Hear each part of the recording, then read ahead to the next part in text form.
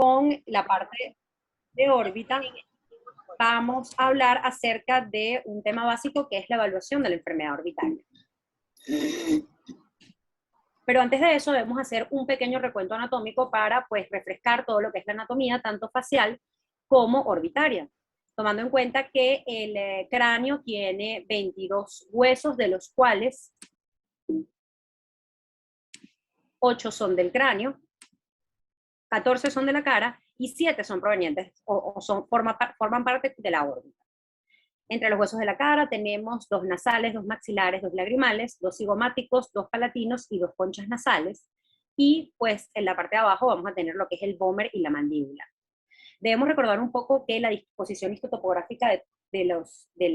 tejidos faciales de superficial a profundo van a cambiar pues de acuerdo a la zona en la que nos estemos enfocando. Por ejemplo, en la región parotidia vamos a tener dermis y epidermis, tejido adiposo superficial y esmás, tejido adiposo profundo y la fascia y la cápsula del tejido glandular parotidio. Mientras que si nos vamos más hacia la región de la mejilla, vamos a tener también lo que es la epidermis y la dermis, el tejido adiposo superficial, el esmás por debajo, la capa de tejido adiposo profundo y la fascia del músculo macetero. Mientras que más hacia la porción medial, donde está el surco nasolabial, lo que vamos a encontrar por debajo de la epidermis y la dermis va a ser una delgada capa de tejido adiposo, el esmás que va a envolver a los músculos mímicos y por debajo la capa de tejido adiposo profundo y el músculo bucinador.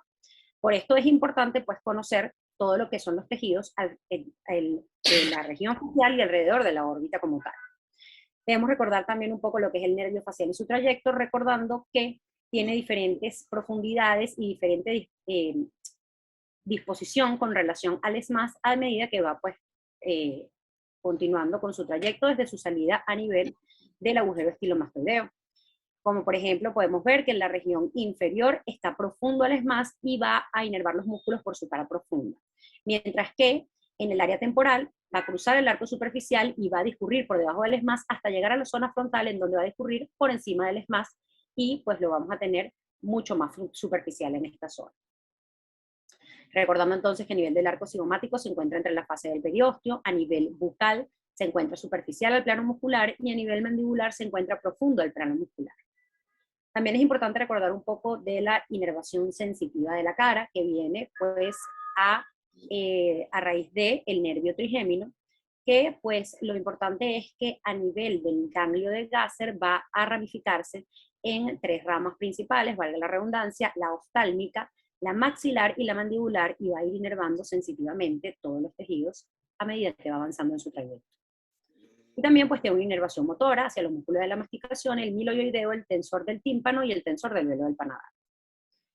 En cuanto a la irrigación, pues debemos recordar que viene dada por la arteria facial, que es rama de la carótida externa, cruza a nivel del ángulo mentoniano y a medida que va ascendiendo va adquiriendo diferentes nombres, como lo es, por ejemplo, la arteria angular, que es el último nombre que adquiere, y va irrigando todos los tejidos a medida que va avanzando en su trayecto. De la arteria carótida externa también parte la arteria temporal superficial, que se ramifica en la rama frontal, valga la redundancia, y la rama parietal. En cuanto al drenaje venoso de la cara, viene dado por la vena facial, que va a recoger todo lo que es la sangre venosa de la cara, y pues ella va a venir de lo que es la vena supraorbitaria, que se convierte en vena frontal, luego en vena angular, y pues posteriormente en vena facial para drenar en el plexo pterigoideo y posteriormente en el seno cavernoso. Debemos recordar un poco también lo que es la anatomía de la órbita, en donde pues angular, 4 centímetros de diámetro por 4 centímetros, con una angulación de 45 grados internamente y de 90 grados entre una órbita y otra. Recordar también que el volumen orbitario es de 30 cc y el volumen ocular es de 7 cc. Por lo tanto, hay aproximadamente 13 mililitros de estructuras extraoculares y son ellas las que van a originar todo lo que son, de ellas, mejor dicho, se va a originar todo lo que es la patología de la órbita. En cuanto a las paredes orbitarias, tenemos un piso, una pared lateral, un techo y una pared medial. Y su contenido va a ser el globo ocular, el nervio óptico y la glándula lagrimal, el ganglio ciliar, músculo liso y estriado, arterias y venas, tejido fibroso como es la cápsula de Tenon, y el periósteo y el cartílago. En cuanto a la pared superior o techo, recordemos que viene dado por el hueso frontal, el ala menor del efenoides, el hueso frontal y el ala menor del efenoides va a tener pues la fosa troclear, el agujero óptico en su interior y también la fosa de la glándula lagrimal. Va a estar en relación con el seno frontal por arriba, la glándula lagrimal, internamente el músculo oblicuo superior, el nervio troclear, el nervio frontal, el músculo elevador del párpado superior y el recto superior. En cuanto a la pared lateral, está por el ala mayor del efenoides, el cigomático y una porción del frontal, y sus elementos, los elementos que van a estar en ella, mejor dicho, es la espina rectis laterales, el tubérculo de Whitney y el conducto malar. Y su contenido,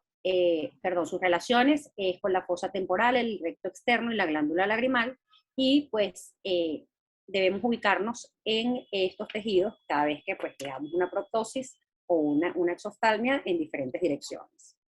En cuanto al tubérculo de Whitney, debemos recordar que pues, es la inserción de todos estos elementos a nivel de la pared lateral. Y en cuanto al piso, viene dado por la lámina orbitaria del maxilar, el palatino y el cigomático. Está en relación con el seno maxilar inferiormente e internamente con el recto inferior, el oblicuo inferior y los vasos y nervios infraorbitarios. Recordando que pues tiene el canal infraorbitario por los cuales pues emergen el paquete vasculonervioso infraorbitario. La pared medial viene dada por el hueso etmoidal, el hueso lacrimal y la apófisis ascendente del hueso maxilar. Está en relación con la cavidad nasal, las celillas etmoidales y el seno esfenoidal,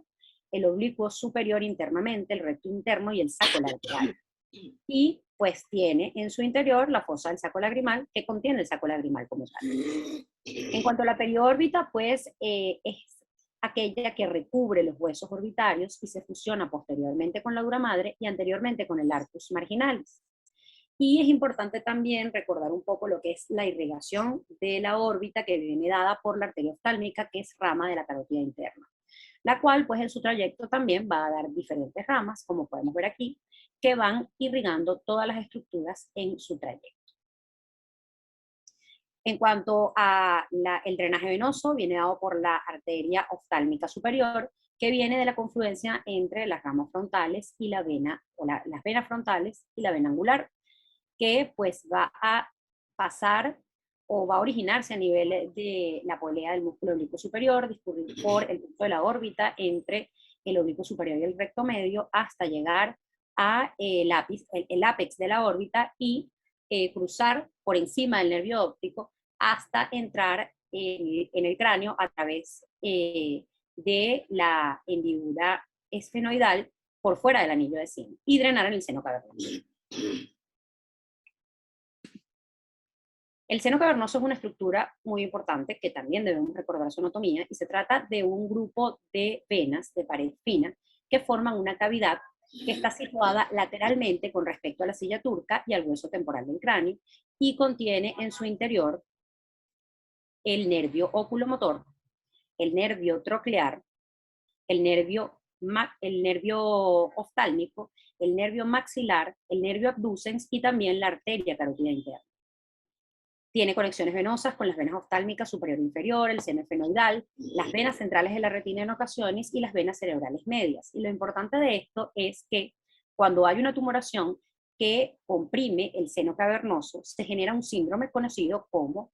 síndrome del seno cavernoso, caracterizado por oftalmoplegia, pérdida de la sensibilidad oftálmica y pérdida de la sensibilidad maxilar, y es importante reconocerlo.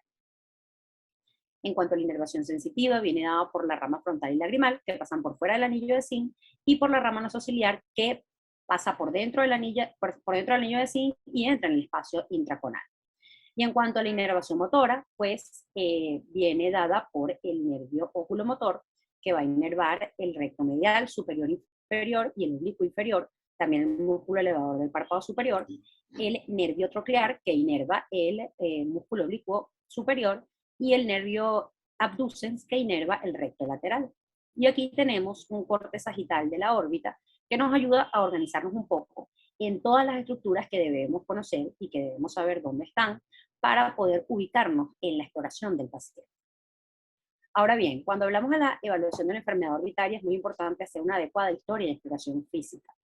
indicando todo lo que son los estudios radiológicos adecuados de acuerdo a los diagnósticos diferenciales que nos vayamos planteando. Para ello, por supuesto, debemos estar familiarizados con las diferentes enfermedades orbitarias, sobre todo con las más comunes en adultos y niños. las cuales pues son principalmente en el adulto la orbitopatía tiroidea, los tumores linfoides, el hemangioma cavernoso, la enfermedad inflamatoria idiopática de los tumores metastásicos y menos comúnmente las lesiones del nervio óptico como lo son el glioma del nervio óptico, por ejemplo, o el meningioma y lesiones de la glándula lagrimal. También podemos ver en niños quistes dermoides, hemangioma capilar, celulitis orbitaria, rhabdomyosarcoma, linfangioma y gliomas del nervio óptico. Por supuesto, esto tiene un porcentaje de frecuencia en cuanto a la epidemiología, de lo que vamos a hablar más adelante, pero esto es más o menos para que sepamos a qué enfermedades nos vamos a enfrentar. En cuanto a la exploración física de la órbita, entonces, pues, debemos enfocarnos principalmente en una adecuada anamnesis del paciente, hablando entonces de la aparición del primer síntoma, el tiempo de evolución y los signos sistémicos que estén asociados con la patología que estemos explorando. En cuanto a la inspección, vamos a hablar principalmente o a verificar principalmente la simetría facial y los párpados, las características de los párpados, en donde debemos pues, explorar la hendidura palpebral, si hay presencia de edema, si hay dilatación venosa, si hay presencia de tosis o manchas a nivel de la piel de los párpados. También vamos a explorar la conjuntiva, donde vamos a verificar si hay dilatación venosa, quemosis o alguna masa que pueda estar asociada con la patología que estemos explorando. La motilidad ocular, en donde vamos a verificar si hay paresia o parálisis de los músculos extraoculares o si está asociada la proptosis con diplopía. Debemos también palpar la lesión. Es muy importante porque por medio de ella vamos a ver la consistencia, localización de la lesión y si hay o no presencia de ganglios. Debemos verificar o ver la dirección, mejor dicho, de la exoftalmia, si esta es axial o no axial, si es pulsátil, si es intermitente o constante, si es bilateral o no. Y, por supuesto,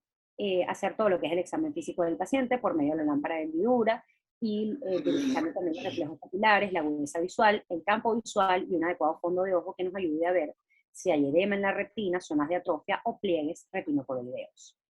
Debemos hacer también pues, la adecuada tonometría que hacemos pues, normalmente en la consulta y podemos asociar estudios imagenológicos como lo es la ecografía, potenciales visuales evocados en los casos en los que sea necesario, estudio sistémico del paciente, para pues ver si hay algún signo sistémico que nos pueda orientar un poco en el diagnóstico al que queremos llegar. Por supuesto, indicar en el paciente la radiología estándar con la que tenemos que estar familiarizada, como son las proyecciones de frente, Waters y Catwell, la axial, la lateral y la proyección que nos ayuda a ver el agujero óptico. Por supuesto, indicar tomografía y resonancia magnética de acuerdo a cada patología, depende de lo que sea más adecuado, y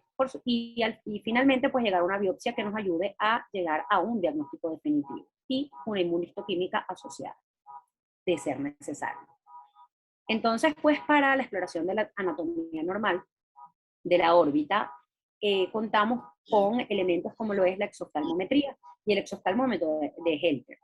Este nos va a medir la proyección anterior del globo ocular desde el reborde orbitario hasta pues, el reflejo corneal anterior, y esta va a variar entre las diferentes razas y las diferentes estructuras óseas. Es por ello que lo más importante es ver las asimetrías entre un ojo y otro, en donde cuando son superiores a 2 milímetros y cuando tiene cambios a lo largo del tiempo, es cuando nos debe llamar la atención y debemos pues,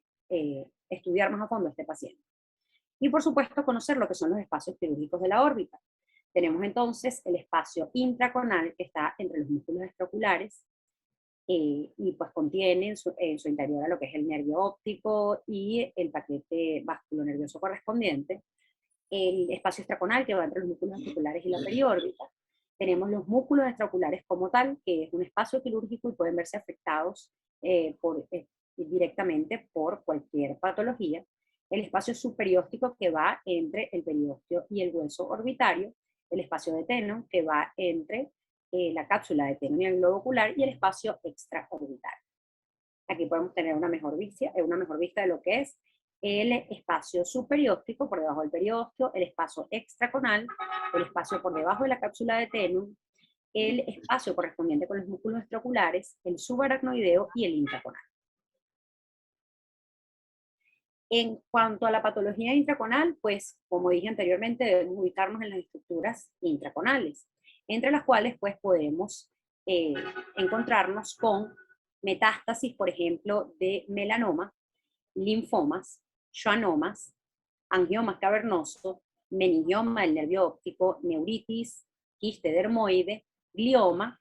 y pseudotumor esclerosante. Mientras que cuando hablamos de la patología extraconal, por supuesto, entonces nos vamos a ubicar en las estructuras que están a nivel de la porción extraconal de la órbita. Hablando entonces de que podemos encontrar casos de linfoma, neurofibromas, cáncer de los senos paranasales que estén en relación con pues, la masa que estemos encontrando, schwannoma, angioma cavernoso, mucocele, rhabdomyosarcoma, patología en general de la glándula lagrimal, quiste dermoide y osteoma.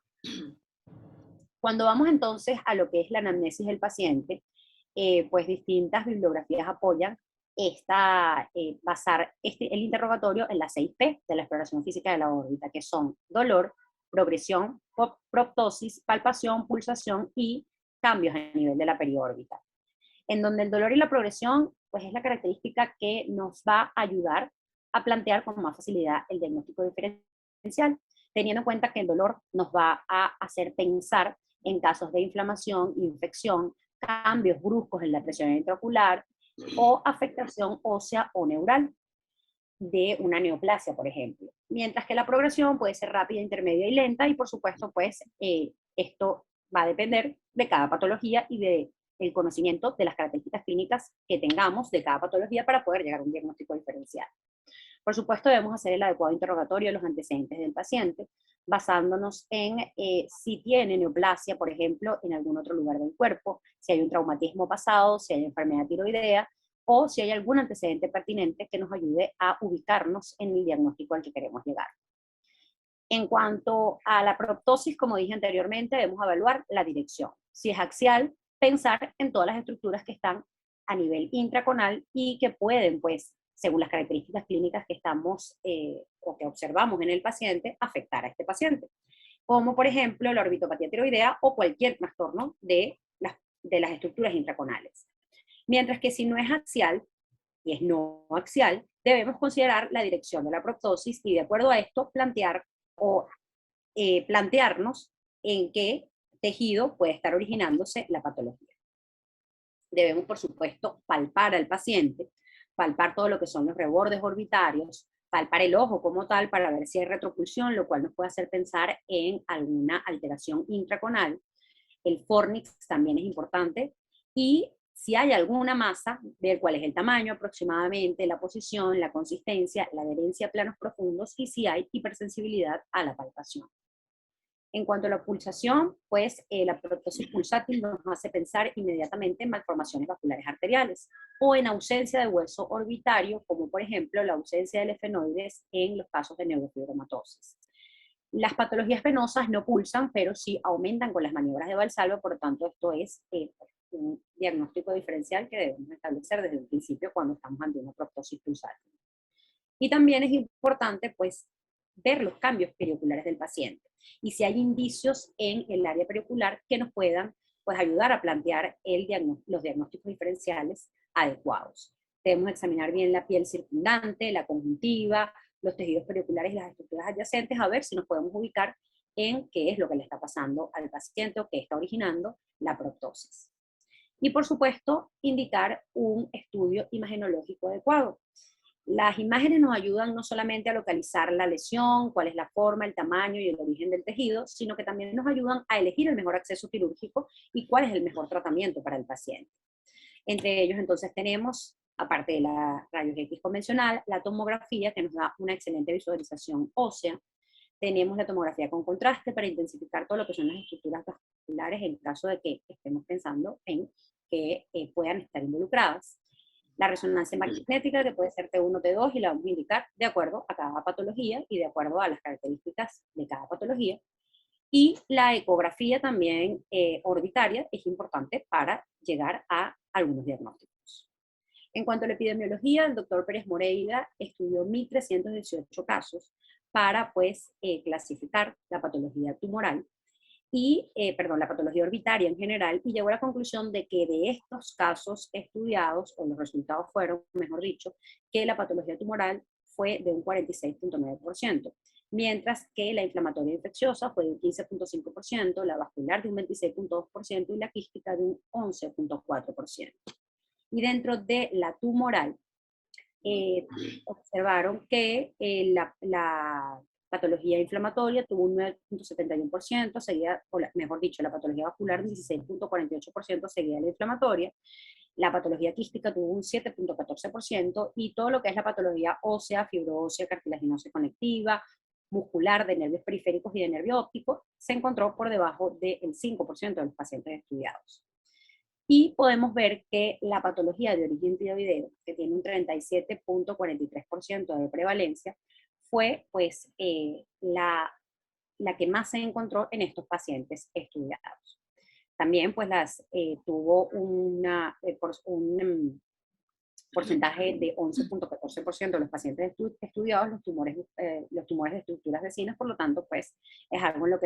que debemos pensar inmediatamente, pues cuando nos viene un paciente, debemos siempre tener en cuenta la epidemiología y la frecuencia con que estas lesiones aparecen en los pacientes, por supuesto, tomando siempre en cuenta la clínica, los antecedentes y las características del paciente como tal.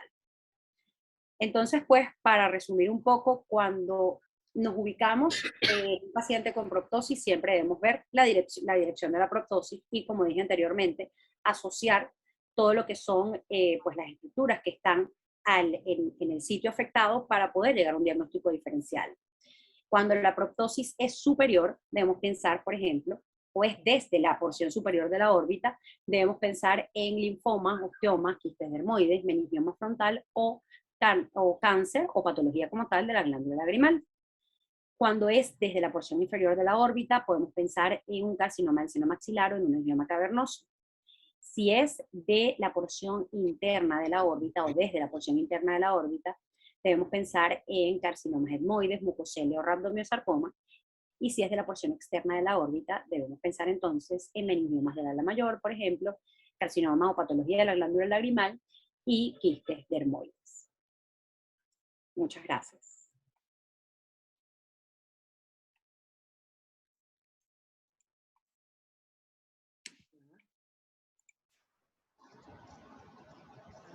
María, ¿dónde paro la grabación? ¿Aquí? Creo